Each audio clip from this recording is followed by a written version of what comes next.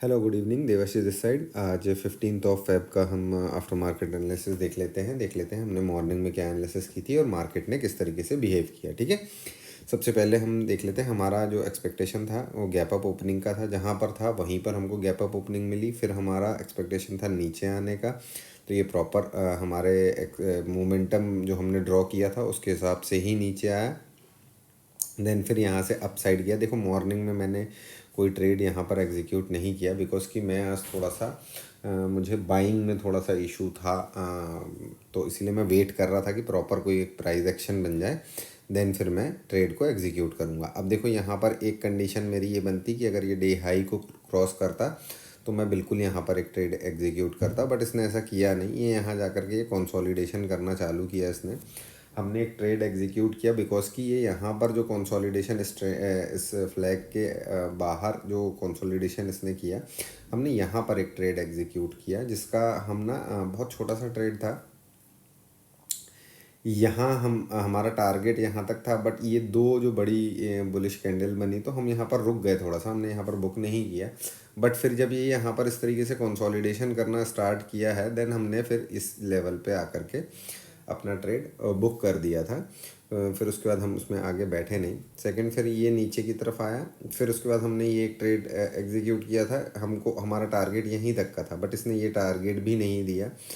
लेकिन यहाँ पर एक चीज़ थी कि हमने नेक्स्ट एक्सपायरी का कॉल ऑप्शन बाय किया था, जिसकी वजह से हमको लॉस नहीं लगा, हम प्रॉफिट में ही बाहर हुए हैं।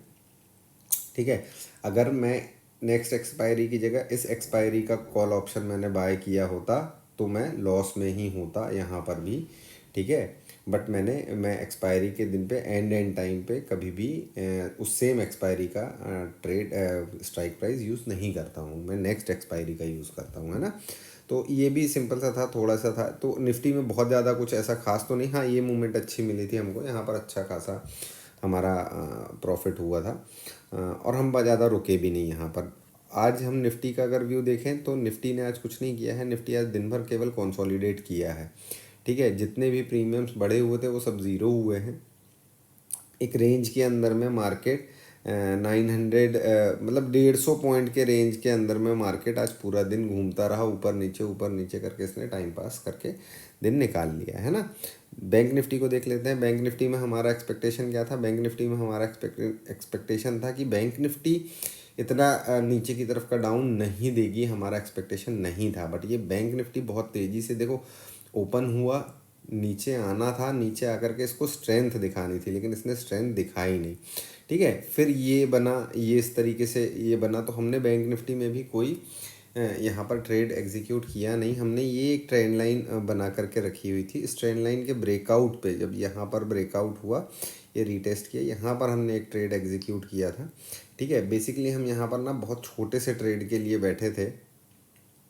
ठीक है, यहीं तक का मेरा टारगेट था, बट ये जो एक बड़ी सी कैंडल बनी, देन फिर ये कैंडल बनी, हम यहाँ पर हमने अपना टारगेट बुक कर लिया, यहाँ पर हम बाहर हो गए बिकॉज कि ये 46,000 के ऊपर चला गया था। और हमको थोड़ा सा डाउट था कि 46,000 पे ये हो सकता है कंसोलिडेट करे, हो सकता है यहाँ से नीचे की तरफ आ जाए।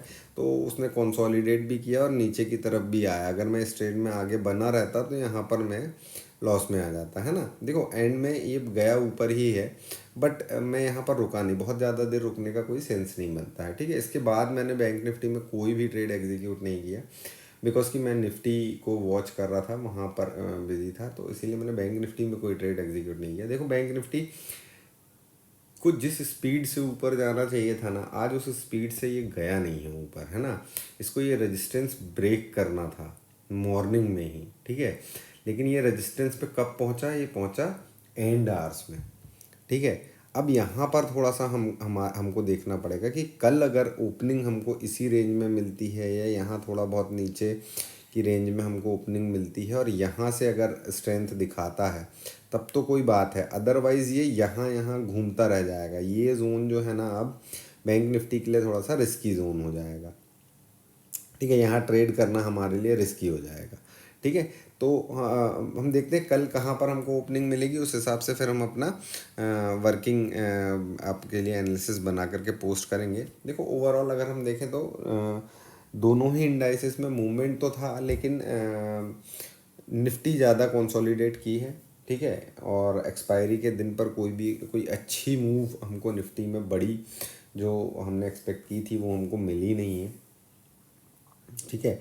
आगे का जो भी रहेगा मैं आप लोगों के लिए पोस्ट कर दूंगा, है ना। अच्छा, वीडियो आप लोगों को अच्छा लगा हो, अगर आप लोगों को हमारी एनालिसिस से कुछ हेल्प हो रहा हो तो दोस्तों प्लीज़ कमेंट करिए, लाइक करिए वीडियोस को और अपने फ्रेंड्स के साथ में शेयर करिए, कि अगर आप लोग लाइक कमेंट नहीं करेंगे तो मुझे क्या बेनिफिट मिलेगा एनालिसिस पोस्ट करने का। मुझे कुछ भी नहीं समझ में आएगा कि आप लोगों को ये बेनिफिट कर भी रहा है या नहीं कर रहा है ना। एटलीस्ट आप लोग अपने एक्सपीरियंसेस शेयर कर सकते हैं हमारे साथ में कमेंट्स में, है ना। और अगर नए हैं आप लोग चैनल पे तो आप लोग देख ही रहे हो हम लोग किस तरीके की एनालिसिस पोस्ट करते हैं। नए हैं तो पुराने हमारे वीडियोस जा कर के देखिए, पुरानी एनालिसिस जा कर के देखिए, तो आपको बेनिफिट मिलेगा उस चीज़ का, है ना। और चैनल को सब्सक्राइब करिए, तभी आपको टाइम टू टाइम एकदम टाइम पे सारी चीज़ें अवेलेबल करा पाऊँगा मैं, है ना। चलिए अब कल मिलेंगे, तब तक के लिए बाय बाय, टेक केयर।